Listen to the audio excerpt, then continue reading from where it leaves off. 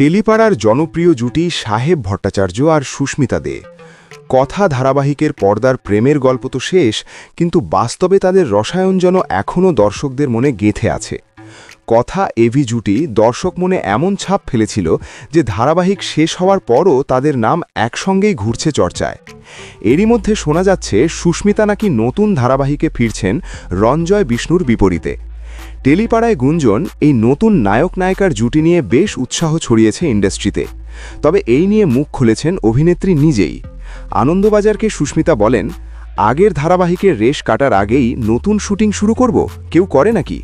এখন আমি একদম ছুটির মুডে আছি, ঘুমোচ্ছি, সিনেমা দেখছি, ঘুরতে যাচ্ছি। তাহলে কি সাহেবের সঙ্গে দেখা সাক্ষাৎ পুরো বন্ধ? অভিনেত্রীর হালকা হাসি, আগের মতো প্রতিদিন দেখা হয় না, কিন্তু যোগাযোগ তো আছেই। আমরা একসঙ্গে মঞ্চানুষ্ঠান করছি এখন।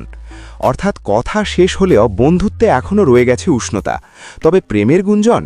সুস্মিতা বলেই দিলেন, এখন শুধু কাজ আর বিশ্রাম, প্রেম নয়।